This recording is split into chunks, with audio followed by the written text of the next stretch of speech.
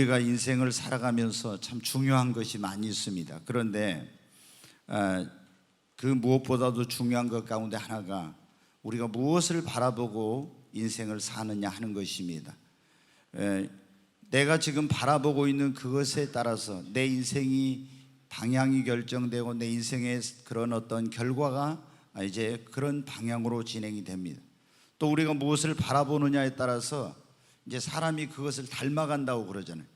그래서 여러분이 어떤 그런 얘기 들었을 겁니다. 어떤 큰 바위를 이렇게 보면서 그거를 계속 바라봤더니 그 바위에 새겨진 모습이 그 사람이 그 모습을 닮게 되었다고 하는 그런 이야기. 여러분 어때요? 우리가 무엇을 바라보느냐에 따라서 좋은 것을 바라보면 좋은 것을 닮아가게 되고 나쁜 것을 바라보면 나쁜 것을 닮아가게 돼요. 그래서 우리 맹모지교 삼천교라는 게 있지 않습니까? 맹자의 어머니가 그 맹자를 교육을 시킬 때 그 환경을 바라보고 이제 그걸 그대로 흉내내는 걸 보고 안 되겠다 해서 이제 이사를 3번이나 갔다고 하는 그런 이야기죠. 여러분, 우리가 사람이 무엇을 바라보느냐에 따라서 때로는 절망하기도 하고 희망을 갖기도 합니다. 지금 우리 현실이 어떻습니까? 코로나19로 인해서 매우 암울하고 그리고 미래가 불확실한 그런 가운데 있습니다. 그래서 사람들이 굉장히 불안해하고 또 두려워하고 염려도 많이 하고 그러고 있어요. 그런데 우리가 이럴 때 우리는 무엇을 바라보고 여러분 살아야 되겠습니까? 오늘 이 말씀을 통해서 이제 우리가 무엇을 바라보고 살아야 될지 그것을 말씀을 드려요. 여러분, 믿음의 주요 또 온전케 하시는 예수님을 우리가 바라보고 살아야 됩니다. 오늘 이 본문에 보면은 예수님의 제자들이 배를 타고 이스라엘의 갈릴리라는 그런 바다가 있는 그 바다를 건너가다가 밤에 큰 풍랑을 만났습니다. 그런데 얼마나 이제 이 바람과 파도가 센지 그 배 안에는 갈릴리 바다에서 잔뼈가 굵은 이 베드로와 안드레와 요한과 야고보 이런 제자들이 있었지만 그들이 가진 어떤 능력으로는 이 바람과 파도를 헤쳐갈 수 없어서 이제 밤새 이 바다 위에서 표류를 했습니다. 그런데 새벽녘이 됐을 때 예수님께서 물 위로 걸어서 이 제자들이 고난받고 있는 그 바다 위로 걸어오신 것입니다. 제자들은 처음에 유령인가 하고 깜짝 놀래가지고 두려워하는데 예수님께서 말씀하시기를 두려워하지 말라, 내니 두려워하지 말라고. 그래서 이 예수님의 제자 가운데 베드로가 뭐라고 말씀해요? 주님, 주님이시거든 나를 명하여 물 위로 오라 하소서. 그래서 시몬 베드로가 주님이 오라고 하니까 바다 위로 걸어서 예수님을 바라보고 걸어갔습니다. 지금 바다에는 엄청난 지금 파도가 치고 있습니다. 그런데 그 풍랑이 있는 바다 위를 이 예수님의 제자인 시몬 베드로가 예수님을 바라보고 겁도 없이 걸어간 거예요. 그런데 걸어가다가 갑자기 파도를 바라보고 바람을 바라보는 순간 너무 두려운 거예요. 그 두려움이 그에게 틈타는 순간 이 시몬 베드로는 갈릴리 바다에 빠지고 말았습니다. 그래서 예수님을 향해서 주여 나를 구원하소서 소리를 질렀더니 예수님께서 오셔서 베드로의 손을 잡고 그를 물에서 건져주시면서 믿음이 작은 자야 왜 의심하였느냐고. 여러분, 시몬 베드로가 예수님을 바라보고 갈 때는 환경이 문제가 아니었습니다. 바람과 파도가 두렵지 않았어요. 그런데 예수님을 바라보지 않고 바람과 파도를 바라보는 순간 그 바다에 빠지고 만 것입니다. 여러분, 우리가 살고 있는 세상을 많은 사람들이 바다와 같다고 이렇게 말합니다. 그래서 우리가 인생을 살아가면서 갈릴리 바다에 큰 바람이 불고 파도가 밀려온 것처럼 우리 인생에도 이런 시련의 파도 그리고 고난의 파도 이런 질병의 바람이 내 인생과 내 가정을 위협할 때가 있습니다. 그때 여러분 어때요?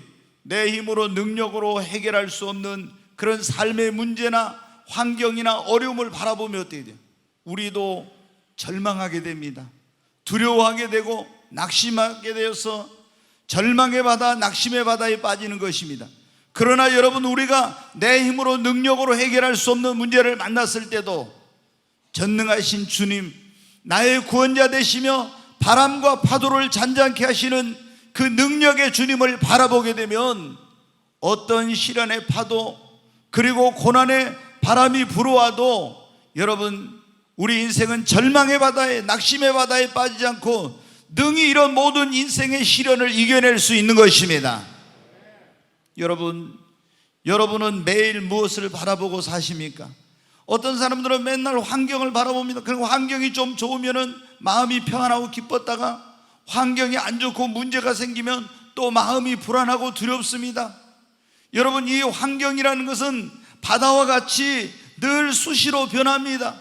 좋았다 안 좋았다, 그리고 개었다 흐렸다, 잔잔했다 파도가 쳤다, 이런 것처럼 이 세상은 계속 변화무쌍하고 내 환경에도 변화가 있습니다. 이걸 바라보고 살면은 좀 편안했다가 불안했다, 두려웠다, 또 안심이 됐다, 계속 이렇게 되는 거예요. 그런데 여러분, 우리가 예수님을 바라보면은 환경이 어떠하든지 간에 두려워하지 않게 되는 것입니다. 여러분이 예수 그리스도를 구원자와 주님으로 믿으십니까?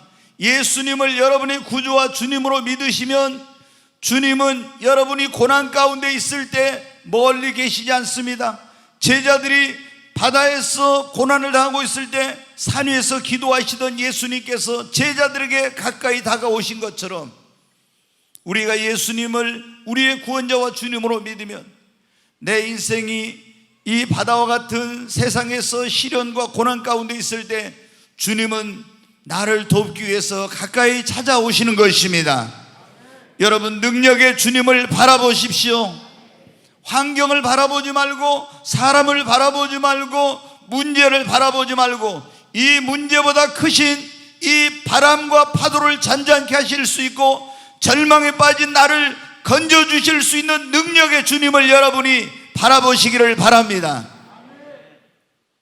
오늘 여러분 가운데 내 힘으로 능력으로 해결할 수 없는 문제나 고칠 수 없는 질병이나 삶의 어떤 어려움 때문에 지금 낙심의 바다 그리고 절망의 바다에 빠진 분들이 계십니까? 여러분을 그 가운데서 건져주실 분이 딱 한 분 계십니다. 예수님이십니다. 여러분, 시몬 베드로가 그러죠. 환경을 바라보고 바람을 바라보다 바다에 빠졌지 않습니까? 왜 사람들이 이 낙심에 빠집니까? 환경을 바라보고 내 힘으로 능력으로 할 수 없기 때문에. 그러나 그럴 때 여러분, 내가 거기를 헤어나올 수 없고 수렁의 바다에서 나오려고 하지만 나올 수 없을 때 예수님을 여러분이 부르시기 바랍니다. 기도하면 주님이 다가오셔서 여러분을 손을 붙잡아 주시고 여러분을 그 스스로 헤어날 수 없는 절망과 낙심의 바다에서 건져 주시는 것입니다. 여러분, 우리의 도움은 예수님이십니다.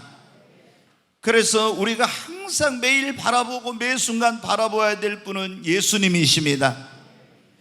그런데 많은 사람들이 신앙생활하면서 보면 있잖아요. 어떤 분들이 전도하다 보면 교회를 안 나온, 다니다가 지금 안 다니신다는 그런 분들이 많아요.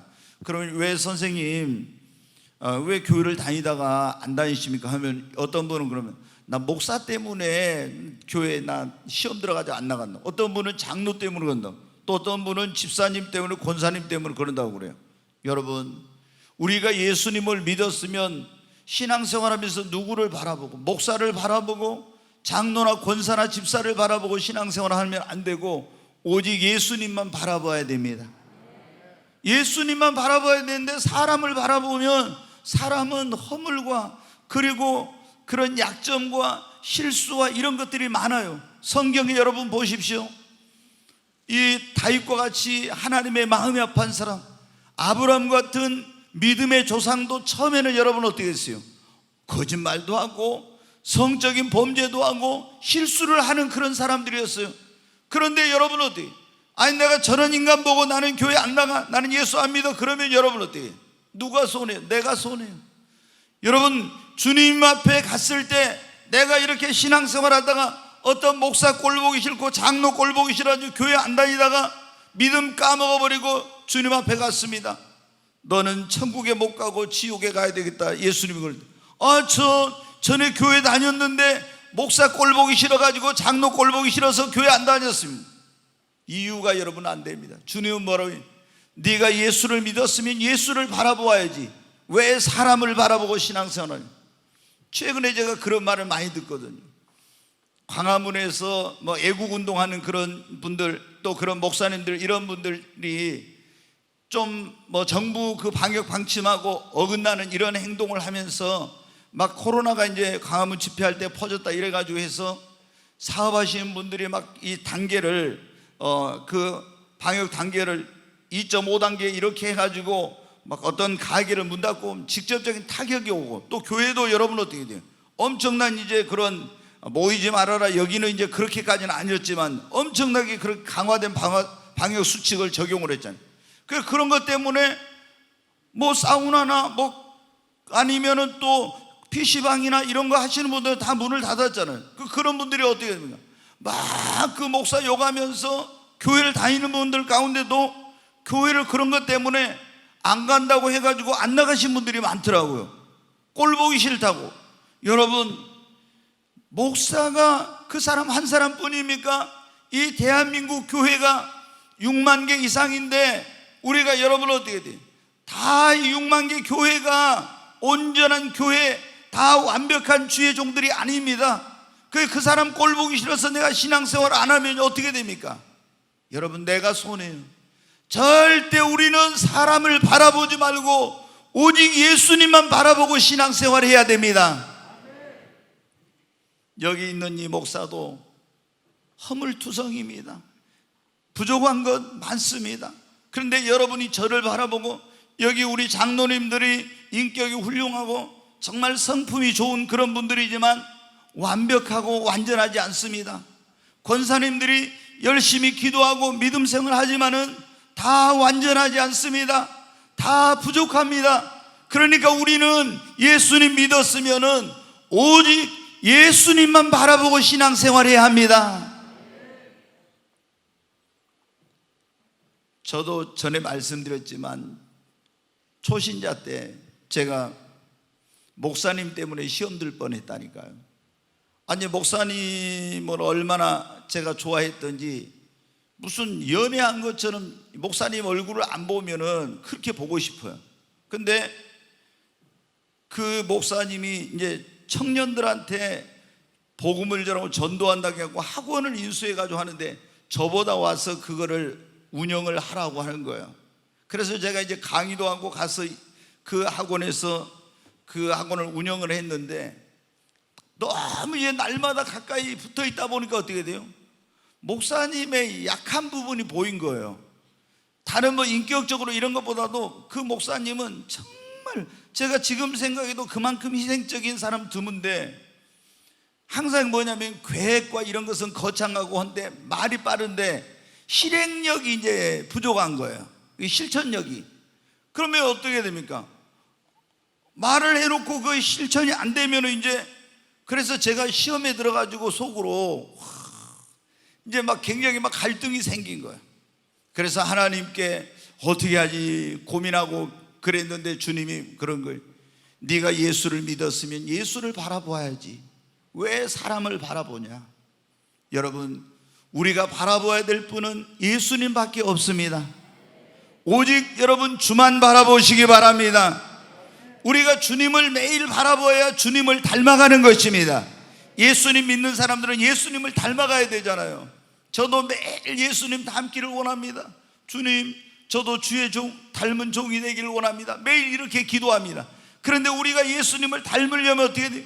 예수님을 매일 바라보고 예수님과 교제하고 이렇게 예수님을 닮아가는 거예요.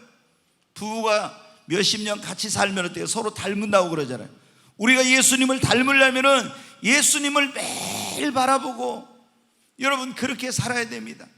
우리가 예수님을 바라보면 어떤 환경이나 삶에 문제가 있어도 낙심하지 않아요.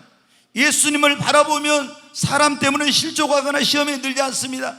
예수님을 바라보는 자에게 하나님은 새 힘을 주시고 위로를 주시고, 예수님을 바라보는 사람은 예수님을 닮아가게 되고, 그리고 어떤 큰 죄에 넘어졌을지라도 심지어 십자가에 달리신 예수님, 나를 위해 피 흘리신 그 예수님을 바라보면 다시 여러분 일어날 수가 있습니다. 오늘 이 자리에 오신 여러분, 정말 우리가 누구를 바라보고? 예수님을 바라보고 신앙생활을 해야 합니다. 두 번째로 우리가 뭘 바라보고 살아야 되냐면 천국을 바라보고 여러분 살아야 됩니다. 우리 믿음의 선조들, 신앙의 선배들은 날마다 무엇을 바라보고 살았냐면 천국을 바라보고 살았어요. 여러분, 아브라함도 보면은 히브리서 11장에 자기 고향에 돌아갈 그런 기회가 있었으나 돌아가지 않고 저 하늘에 있는 한 성을 바라보았다 그래요. 천국을 바라보고 살았대요. 나그네와 행인으로. 여러분, 어떤 사람은 돈만 바라보고 돈만 쫓는 사람이 있어. 어떤 사람은 명예는 바라보고 명예만 쫓는 사람이 있어. 어떤 사람은 권력을 바라보고 권력을 쫓는 사람이 있어요. 여러분, 그러나 우리 예수님 믿는 사람들은 무엇을 바라보고? 이 세상을 바라보고 살아서는 안 됩니다. 이 세상의 돈이나 명예나 권력이나 이런 걸 바라보고 내 인생의 목표로 삼아서는 안 됩니다. 여러분, 우리는 천국을 바라보고 살아야 됩니다. 이 땅에서 우리의 삶은 영원한 것이 아닙니다. 인생의 연수가 70이요 강건하면 80이라도, 그리고 모든 육체는 불과 같고 그 영광은 풀의 꽃과 같다고 그랬지 않습니까? 우리가 바라봐야 될 것은 영원한 하나님의 나라인 천국인 것입니다. 여러분, 우리가 성경에 보면은 이 성경을 기록할 초대교회 당시에 예수님 믿는 사람들이 얼마나 많은 박해를 받았는지 몰라요. 예수 믿는다는 것 때문에. 그때 로마가 세계를 지배할 때인데 로마의 이 황제들이 자기를 신이라고, 일본의 그 왕이 자기가 신이라고 자기를 숭배하라고 한 것처럼 이렇게 한 거예요. 그래서 예수님 믿는 사람들은 나 외에 다른 신을 섬기지 말라 하는 그 주님의 계명이 있기 때문에 로마 황제를 신으로 숭배하지 않으니까 많은 사람들이, 네로 황제를 비롯해서 많은 사람들이 무자비하게 기독교인들을 박해를 했습니다. 그런데 이런 환난과 박해 가운데서 너무나 고통스러운 가운데 있을 때 예수님께서 환상 가운데 나타나 가지고 예수님의 제자였던 사도 요한에게 이제 천국을 보여주십니다. 그리고 그것을 기록해 가지고 고난 가운데 있는 성도들에게 보내라고 그래요. 그게 이제 뭐냐면 요한계시록이라는 성경이에요. 거기 보면은 예수 믿는 사람들이 가서 살게 될 영원한 천국이 어떤 곳인지 나와 있습니다. 여러분, 우리가 이 세상에서는 아무리 여기서 유토피아 같은 이런 세상을 이루고 싶지만은 그게 안 됩니다. 여기는 항상 문제가 있습니다. 질병이 있습니다. 죽음이 있습니다. 이별이 있고 슬픔이 있고 고통이 있고 어려운 일들이 많아요. 그리고 이런 것들이 우리 삶의 고통과 불행을 안겨줍니다. 그런데 우리로 정말 영생 복락을 누리게 할 수 있는 그 한 나라, 그 나라가 뭐냐면 하나님의 나라인 천국인 것입니다. 여러분, 우리가 이 땅에서 영원히 살 것 같지만 젊어서 70년, 80년 되면 어떻게 돼요? 언제 갈지 이제 모르는 것입니다. 여기 연세가 70, 80 드신 분들 계실 거예요. 언제 부르면 가실지 모르는 거예요. 그런데 여러분 보십시오. 천국이 없다면 얼마나 인생이 허무한가. 근데 우리 주님께서는 믿는 자들을 위하여 영원한 하나님의 나라인 천국을 예비해 놓으셨습니다. 여러분, 우리는 이 땅에 소망을 두지 말고 하나님의 나라인 천국에 소망을 두고 날마다 천국을 바라보면서 사십시오. 여기 살아가면서 때로는 힘든 일도 어려운 일도 있습니다. 그러나 조금만 참고 견디면은 여러분은 이런 고통과 슬픔과 괴로움과 눈물과 이별이 없는 영원한 하나님의 나라로 가게 되는 것입니다. 네, 성경 한번 보겠습니다. 요한계시록 21장 1절로 4절 한번 같이 읽습니다. 또 내가 새 하늘과 새 땅을 보니 처음 하늘과 처음 땅이 없어졌고 바다도 다시 있지 않더라. 보면은 새 하늘과 새 땅을 보니 그랬죠. 처음 하늘과 처음 땅이 없어졌고 바다도 다시 있지 않더라. 지금 우리가 있는 보고 있는 처음 하늘과 땅이 없어지고 바다도 없어지고 그리고 새 하늘과 새 땅이 생긴다고. 여러분 어떻게, 이제 예수님이 재림하면은 이 땅에서 천년 왕국이라는 그런 예수님이 1000년 동안 다스리는 그런 나라가 이루어집니다. 에덴 동산같이 이렇게 이제 되어지는데, 그 1000년이 지나고 되면은 이제 이 지금 우리가 보고 있는 이 지구는 하나님께서 완전히 이것을 다 불러 살라서 없애버리고 저기 하늘로부터 새 하늘과 새 땅인 천국이 내려와요. 그래서 예수 믿는 사람들은 어디로?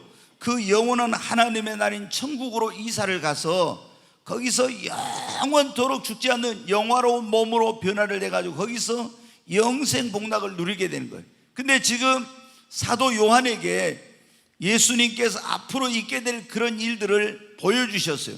근데 보니까 사도 요한이 보니까 내가 보니 새 하늘과 새 땅을 보니 처음 하늘과 처음 땅이 없어요. 바다도 다시 있지 않더라 그랬죠. 자, 2절부터 같이 읽겠습니다. 또 내가 보매 거룩한 성 새 예루살렘이 하나님께로부터 하늘에서 내려오니 그 준비한 것이 신부가 남편을 위하여 단장한 것 같더라. 여러분, 신부가 남편을 위하여 단장할 때 얼마나 이쁘게 아름답게 합니까? 근데 거룩한 성 새 예루살렘이 하나님께로부터 하늘에서 내려오는데 이렇게 아름답게 단장이 되어 있다는 거예요. 자, 3절 읽습니다. 내가 들으니 보좌에서 큰 음성이 나서 이르되 보라, 하나님의 장막이 사람들과 함께 있음에 하나님이 그들과 함께 계시리니 그들은 하나님의 백성이 되고 하나님은 친히 그들과 함께 계셔서, 여기 이제 보면은 하나님께서 친히 그들과 함께 계시는 그런 천국은 하나님이 다스리는 그런 나라라고 하는 것입니다. 자, 4절 보겠습니다. 모든 눈물을 그 눈에서 닦아주시니 다시는 사망이 없고 애통하는 것이나 고가는 것이나 아픈 것이 다시 있지 아니하리니 처음 것들이 다 지나갔음이로라. 주님께서 여기 보면은 예수님 믿는 것 때문에 환난을 당하고 고난을 당한 사람들의 눈에 눈물을 다 닦아주시대요. 그리고 다시는 사망이 없어요. 죽음이 없어요. 애통하는 것도 고가는 것도 없고 아픈 것도 질병도 거기는 없다고. 처음 것들이 다 지나갔다고. 여러분, 천국에 들어가면은 우리 몸은 영화로운 몸으로 변해서 쇠하지 않고 병들지 않고 늙지 않고 죽지 않는 그런 몸으로 변화돼서 이별이 없고 슬픔이 없고 고통이 없고 죽음이 없고 그리고 괴로움이 없고 질병이 없는 하나님의 나라에서 영생 복락을 누리게 되는 것입니다. 여러분이 예수님을 믿으신다면 이 땅에 살아가면서 힘들고 어려운 일이 있어도 낙심하지 마시고 여러분을 위해 하나님께서 예배해 놓으신 영원한 하나님의 나라를 매일 바라보고 소망을 가지고 사시기를 바랍니다. 여러분, 예수님 믿어도 우리가 천국이 없고 이 세상이 전부라면은 얼마나 여러분, 우리가 예수 믿는 사람도 이 땅에 살아가면서 고난을 당하고 몸이 아플 때도 있고 문제가 있고 어려운 일을 당할 때 많이 있잖아요.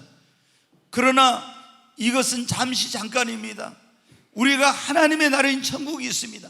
그렇기 때문에 지금 힘들고 어려워도 조금만 참고 견디면 우리는 영원한 하나님의 나라를 갈 수가 있습니다. 여러분, 그런데 어떤 분들은 신앙생활하다 있잖아요. 천국을 바라보고 신앙생활을 하지 않고 세상을 바라보는 거예요. 세상에서 좀 달콤한 것으로 막 유혹을 하고 세상의 어떤 그런 것들이 이렇게 하면은 천국을 바라보지 않고 세상을 바라보고 거기에 빠져가지고 교회도 안 나오고 신앙생활도 안 하고 이런 분들이 많아요. 그러면 여러분은 어떻게 돼요? 여기서 내 마음대로 내 뜻대로 산 것 같지만 이제 그 세상을 떠날 때 어떻게 돼요? 그분은 하나님의 나라를 유업으로 받을 수가 없게 되는 것입니다. 그러므로 여러분, 세상이 여러분을 유혹하고 또 신앙생활하는 것 때로는 힘들고 시험이 오고 환난이 오고 고난이 와도 절대로 믿음을 지키고 끝까지 신앙생활 잘하시기 바랍니다. 성경에 예수님은 너희가 하나님의 나라에 들어가려면 세상에서는 환난을 당할 것이다. 그러나 담대하라, 내가 세상을 이겼노라. 아멘. 여러분, 잠시 죄악의 낙 때문에 잠시 내 마음대로 살고 싶어서 잠시 여러분 어떤 환난을 피하고 싶어서 세상의 달콤한 유혹 때문에 교회 다니다 그만두고 신앙생활 안 하고 이거는 어리석은 것입니다. 여러분, 우리의 소망은 천국에 두어야 됩니다. 하나님의 나라를 바라보고 여러분 사시기를 바랍니다. 오늘 우리가 무엇을 바라보고 살아야 되냐? 첫째, 믿음의 주 온전케 하시는 예수님을 바라보고 살아야 됩니다. 두 번째, 우리는 천국을 바라보고 여러분 신앙생활하면서 살아야 됩니다. 세 번째로 우리 빌립보서 3장 12절로 14절 말씀만 보겠습니다. 같이 읽습니다. 내가 이미 얻었다 함도 아니요 온전히 이루었다 함도 아니라 오직 내가 그리스도 예수께 잡힌 바 된 그것을 잡으려고 달려가노라. 형제들아, 나는 아직 내가 잡은 줄로 여기지 아니하고 오직 한 일, 즉 뒤에 있는 것은 잊어버리고 앞에 있는 것을 잡으려고 표대를 향하여 그리스도 예수 안에서 하나님이 위에서 부르신 부름의 상을 위하여 달려가노라. 아멘. 네, 여기 이제 이 말씀은 예수님의 제자인 사도 바울이 빌립보라는 지역에 있는 교회 성도들에게 보낸 거예요. 나는 지금 무엇을 바라보고 달려가고 있냐, 그걸 지금 말하고 있어요.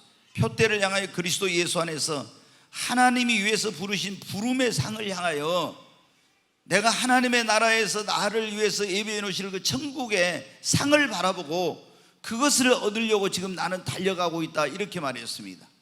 여러분, 우리가 구원받는 것, 죄사함 받는 것, 이것은 어떻게 우리의 행위나 노력으로 받는 것이 아니라 예수님을 믿으면 예수님의 십자가 피 공로로 죄사함 받고 구원받습니다.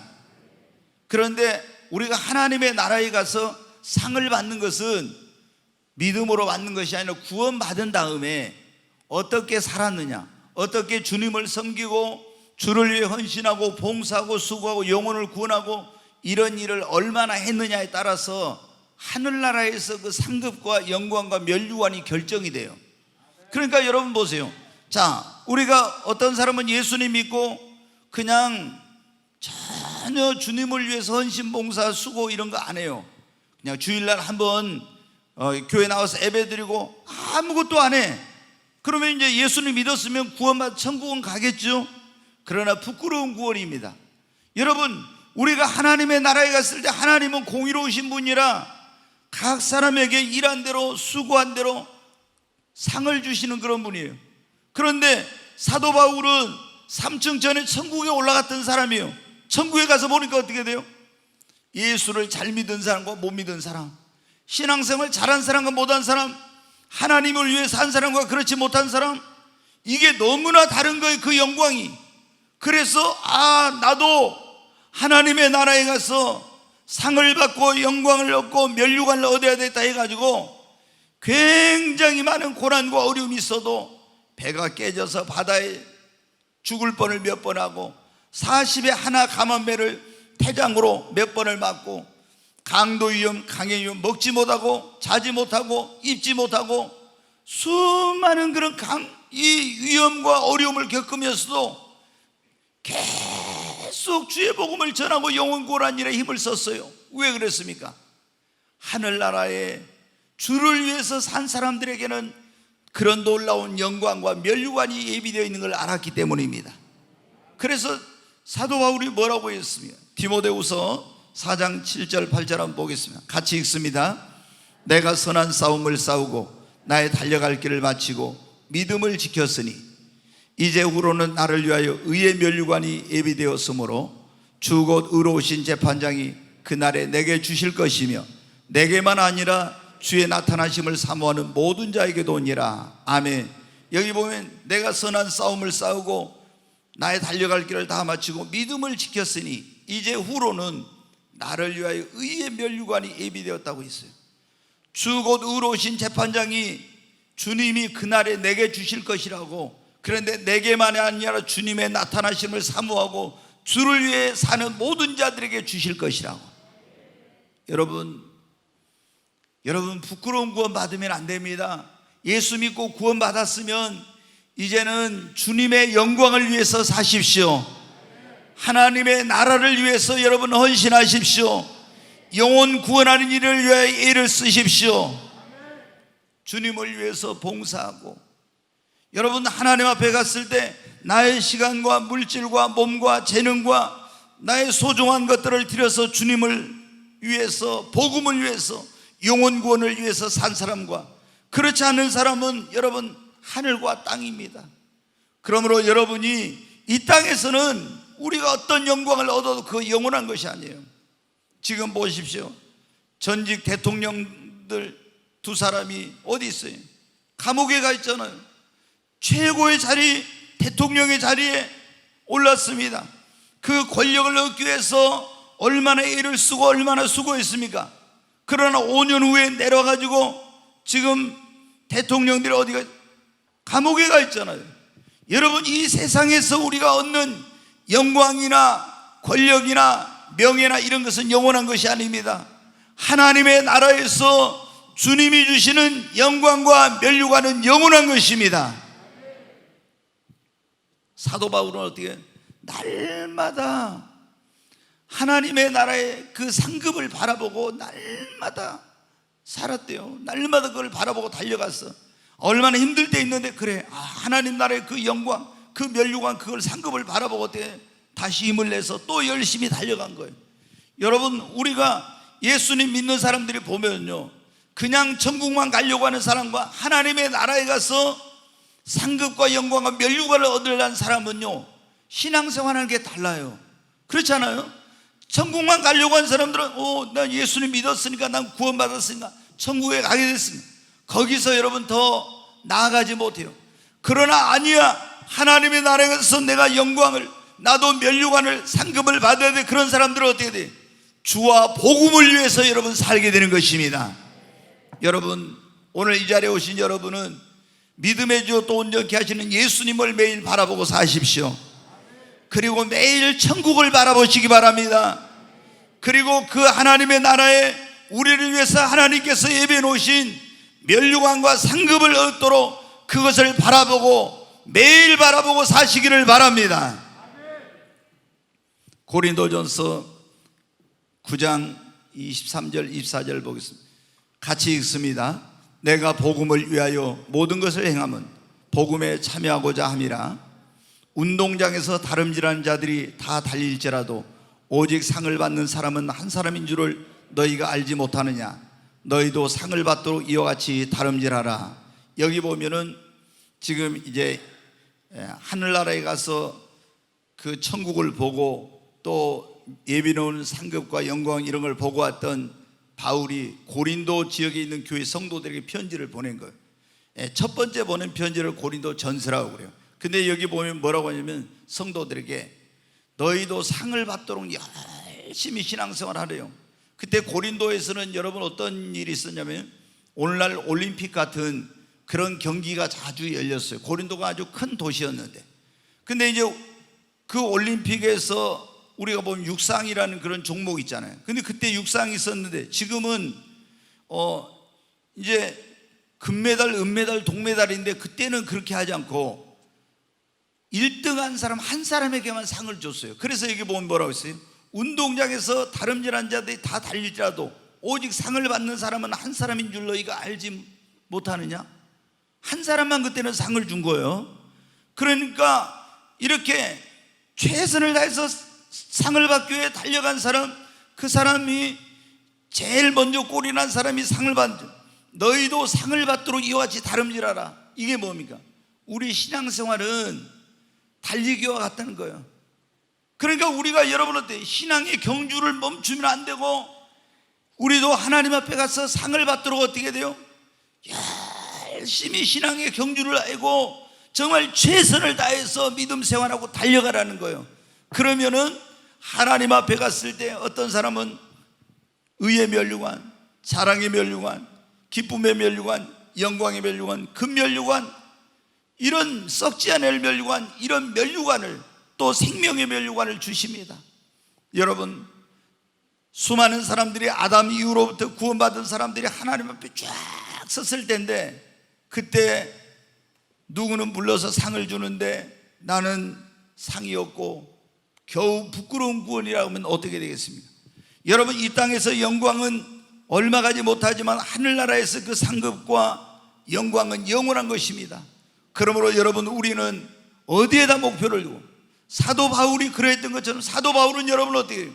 가문이 얼마나 좋은 사람입니까? 학벌이 얼마나 좋은 사람입니까? 그리고 자기 분야에서 최고의 그런 엘리트요, 뛰어난 그런 인재였습니다. 모든 이스라엘 사람이 인정하는 그런 사람이었습니다. 그런데 예수님을 만나고 나서 뭐라고 했습니까? 내가 예수 그리스도를 아는 것을 인하여 모든 전에 알던 그것을 배설물과 같이 다 여겼대요. 그리고 오직 상을 얻기 위해서 나는 지금 부름의 상을 얻게 달려간다고 말한 것입니다. 여러분, 우리도 예수 그리스도를 믿고 구원받은 것으로 만족하지 말고 이제 하나님의 나라에서 상을 얻도록 날마다 그 면류관을 바라보고 달려가는 저와 여러분이 되십시다. 오늘 우리가 무엇을 바라보고 사느냐에 따라서 내 인생이, 내 운명이 결정이 된다고 했잖아요. 환경을 바라보고 문제를 바라보면 항상 마음이 불안하고 요동합니다. 우리는 오직 예수님만 바라봐야 돼요. 절대 사람 바라보고 신앙생활 하지 말고 오직 예수님만 바라보고, 아멘. 예수님을 바라보고 매일 예수님과 교제하고 이러면 우리가 자신도 모르게 예수님을 닮아가요. 믿음이 성장해. 그리고 우리가 천국을 바라봐야 돼요. 이 땅에서는 여러분 어떻게 돼요? 소망이 없습니다. 절대로. 우리가 그랬잖아요. 옛날에는 세상이 가면 갈수록 좋아질 줄 알았는데 지금 보니까 그게 아니라는 걸 알았지 않습니까? 우리는 천국에 소망을 두고 천국을 바라보고 살아야 됩니다.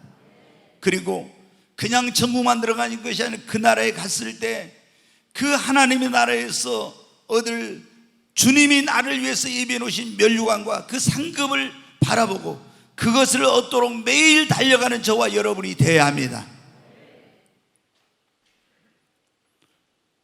이제 한 가지만 더 말씀을 드리고 마치겠습니다.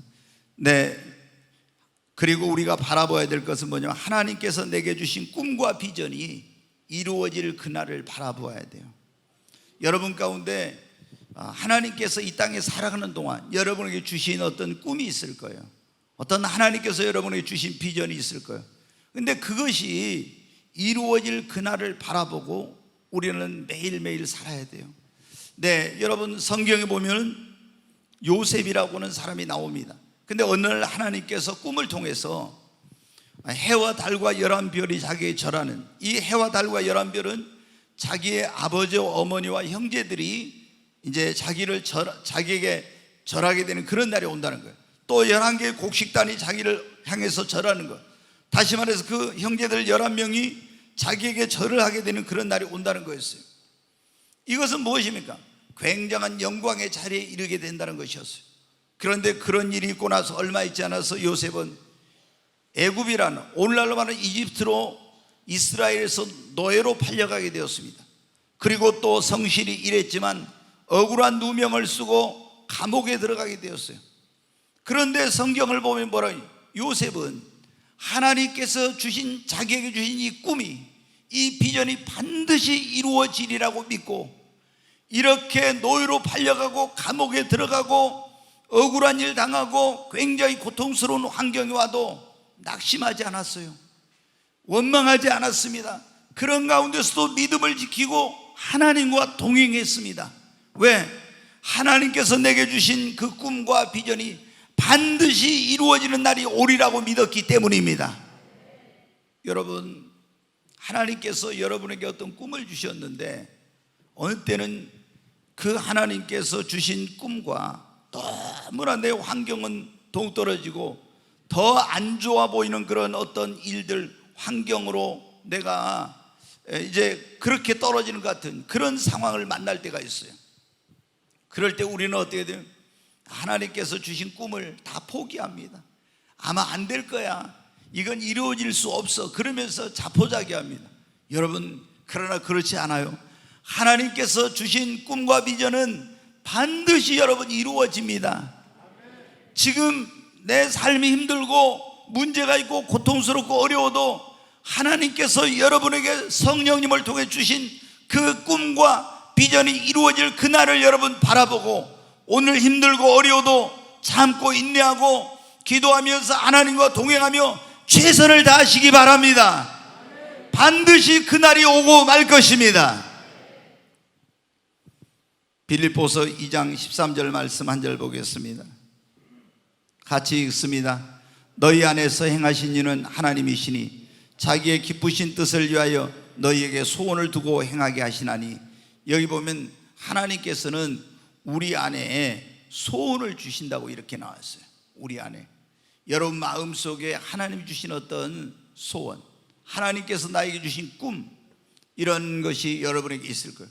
그런데 내가 이런 꿈을 가지고 그 꿈을 이루기 위해서 달려가고 있었는데 정말 예기치 못한 그런 문제, 어려움, 그리고 이 나의 꿈, 이것을 가로막는 장애물, 이런 것이 나타날 때 너무나 많은 사람들이 낙심하고 안 된다고 포기하는 이런 경우가 있어요. 그러나 여러분, 그렇지 않아요. 하나님께서 주시는 그 우리에게 주신 꿈과 비전은 우리가 포기하지 않고 낙심하지 않고 기도하고 그것이 이루어지리라 믿고 하나님과 동행하며 최선을 다하면 하나님께서 반드시 이루어 주십니다. 3년 전인가 우리 교회에 와서 간증했던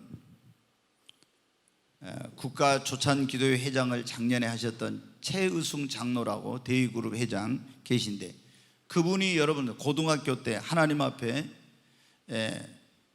서원을 했어요. 약속을. 이제 이분의 원래 집이 충청도 어디 산 꼴짝인데 뭐 학교도 갈 수 없는 그런 깊은 산 꼴짝이었다 하더라고요. 그래서 부모님이 이렇게 해가지고는 자식들의 미래가 없겠다 해가지고 무조건 집을 그냥 다 정리하고 아이들을 데리고 이제 떠나가지고 어디 충청도 강경 어디 있는데 개울가 앞에 가서 거기다가 이제 집을 마련해가지고 거기서 살게 됐어요. 그런데 이제 그 동네에 살면서 어떻게 하냐면 이제 교회를 나가게 된 거예요. 그리고 이제 예수님을 믿었는데 고등학교 때 이 최의숭 장로가 하나님 앞에 세 가지 소원을 가지고 기도를 했어요. 하나님, 제가 사장이 되게 해주세요. 그 다음에 대학 교수가 되게 해주세요. 그리고 100개의 교회를 세울 수 있게 해주세요 하고, 그런 자기 마음의 소원이 일어나서 이것을 이룰 수 있게 해달라고 하나님 앞에 기도를 했어요. 그래서 이제 농고를 나왔는데 그 당시 농고 나와가지고 어디 좋은 대학을 갈 수가 없죠. 지금 이분이 80이 넘었는데 농고는, 그 당시 농고가 여러분 어떻게 가면은 토끼, 돼지 어떻게 키우고 닭 어떻게 키우고 이런 거 가르쳐 줄 때였어요. 근데 농고를 나온 사람이 대학을 갈 수 있는 형편도 안 되니까 서울에 올라와 가지고 이제 노가다판에 가서 노가다를 하고 있었어요. 근데 어느 날 갑자기 생각을 하니까 어떻게 돼요? 아니, 내가 하나님 앞에 사장이 되게 해달라고, 교수가 되게 해달라고, 교회를 100개 세우게 해달라고 했는데 이거 해가지고는 언제 이런 걸 하겠나. 그래서 그 중고 서적을 파는데 가지고 거기 가서 대학 입시 관련된 그런 책을 사다 놓고 3개월 동안 공부를 했대요. 3개월 하나님 앞에 기도했어요. 농고 나온 사람이 3개월 공부해가지고 어떻게 되겠어요? 그런데 건국대학교를 전체 수석으로 들어간 거예요. 전체 4년 장학금 받고 학교에서 이제 생활비까지 지원해 주는. 그래서 이분이 나중에 이제 건국대학교 총동창회 회장도 했는데, 그래가지고 나중에 직장을 들어갈 때 어디로 갔냐면 그때 삼성은 서울대, 연고대 이런 데 나오지 않은 사람은 아예 뽑질 않을 텐데 최초로 서울대, 연고대 아닌 데서 들어가는 최초 인물이 됐어요. 이 사람이 건국대 나왔는데. 그래가지고 가서 쭉 올라가다 보니까 어떻게 돼? 여기서 사장하기 힘들겠거든. 그래서 대우그룹에서 스카우트 제의가 와가지고 거기 가가지고 거기서 사장을 했어요. 근데 사장은 월급쟁이 사장을 하면은 돈을 많이 못 버니까 이렇게 해갖고는 내가 교회를 100개 못 세우겠다 해서 이분이 나와가지고 회사를 차렸는데 좀 되는 것 같았는데 부천이 있는 데다 공장을 지었는데 홍수가 나가지고 있잖아요. 싹 기계까지 다 자동차 부품을 만드는 회사를 만들어서 다 떠내려가 버려요. 근데 그때 친구가, 그 의리라는 게 중요해요. 20억을 빌려줘가지고 다시 이제 재기를 해서 사업에 성공을 하고, 그분이 이제 건국대에서 강의도 하고 경영학 박사니까 그리고 이제 교회를 100개를 세웠는데 여러분 어떻게 돼요? 도저히 인간의 힘으로 능력으로 볼 때는 불가능해 보이는 이런 문제를 여러 번 만난 거예요. 그래도 어떻게 그 마음속에 하나님께서 주신 꿈은 반드시 이루어진다. 이 믿음을 가지고 계속 기도하면서 나가니까 하나님께서 도울 자를 보내주시고 환경의 문을 열어주시고 역사하시고, 근데 이분이 100개 교회를 세워야 되는데 90몇 개, 98개인가 세웠을 때 이분이 어때요? 몸이 너무 이제 몸이 안 좋아가지고 주치의가 당신 이대로 가면은 죽습니다. 그런데도 그 사형 선고를 내리면서 주치의가 가지 말아가는데 베트남에 교회를 이제 지어가지고 입당 예배를 드린다고 갔는데, 여러분 어때? 하나님께서 깨끗이 고쳐주셔가지고 78세 돼가지고 여기 왔는데 어때? 청년처럼 달려다녀. 모든 병이 싹 사라진 거예요. 여러분 어떻게? 우리가 왜 절망하고 왜 낙심합니까? 꿈이 없으니까 그런 거예요. 그래서 꿈이 없는 백성은 망한다고 그랬잖아요. 왜 우리가 마음대로 삽니까? 묵시가 없으면 백성이 방자해한다. 묵시라는 말이 비전이라는 말인데, 비전이 없으면 아무렇게나 인생을 되는 대로 사는 것입니다. 하나님은 우리가 그런 인생을 살기를 원하지 않아요. 우리 마음속에 성령님을 통해서 꿈과 비전을 주님은 주십니다. 여러분, 그 꿈과 비전이 반드시 지금 아무리 힘들고 어려워도 하나님께서 주신 꿈과 비전은 내가 하나님과 동행하고 기도하고 최선을 다하면 반드시 이루어주신다는 것을 여러분 믿으시기 바랍니다. 그리고 그것이 이루어질 그날을 바라보면서 달려가야 돼요. 이스라엘 백성들이 애굽에서 구원받아 나왔을 때, 광야를 갈 때 적과 꾸려는 가나안 땅을 바라보면서 오늘의 고난을 참고 견디면서 나아간 거예요. 여러분, 저도 하나님께 너 꿈의 교회 3,000개 교회를 세우라 이런 비전을 제게 주셨어요. 처음엔 제가 두려워가지고 사람들 앞에 말도 못했었어요. 자, 저는 말하면 우리 집사람부터 당신 미쳤지 않아요? 어떻게 3,000개 교회를 세워? 이런 말 할까봐 1년 동안 제가 저희 집사람에게도 말하지 않았어요. 그러나 하나님께서 주신 것은 선포해야 돼요. 믿음으로 말해야 됩니다. 하나님이 여러분 아브라함을 어느 날 텐트 밖으로 불러가지고 하늘을 쳐다보니까 저 별을 세워보라 그래요. 별 하나, 별 둘, 별 셋 세다가 못 세우고 또 못 세우고 그래요. 하나님이 뭐라고 말해요? 자식이 한 명도 없어요. 네 자손이 저 하늘의 별처럼 많게 될 것이다. 그러면서 아브라함이라고 이름을 바꾸죠. 아브라함은 뭐냐면 존귀한 자의 아버지라는 그런 뜻이에요. 그런데 아브라함으로 바꿔줘요. 열국의 아비라고 이름을 바꿔주세요. 그리고 그 공주라는 이름을 가지고 있던 사례를 사라라고 바꿔서 열국의 엄이라고 바꿔주면서 너희들 오늘부터 아브라함 사라라고 불러. 그래요. 그럼 열국의 아비, 열국의 엄이라고 불러요. 자식이 한 명도 없는데, 여러분 하나님께서는 우리에게 일을 행하시기 전에 믿음으로 먼저 고백하고 선포하게 하십니다. 하나님이 여러분에게 주신 어떤 꿈이 있다면은 하나님께서 그것을 이루어 주시리라고 여러분이 믿음으로 고백하고 선포하시기를 바랍니다. 그리고 그것을 바라보고 달려가십시오. 하나님께서 주신 꿈은 반드시 여러분 이루어집니다. 여러분, 오늘 우리가 무엇을 바라보고 살아야 될 것인가, 그런 말씀을 드렸습니다. 첫째, 예수님을 바라보고 살아야 됩니다. 그리고 우리는 천국을 바라보고 하늘나라의 그 상급과 영광과 면류관을 바라보고 하나님께서 내게 주실 그 꿈과 비전이 이루어질 그날을 바라보고 우리는 최선을 다해서 달려가야 하겠습니다.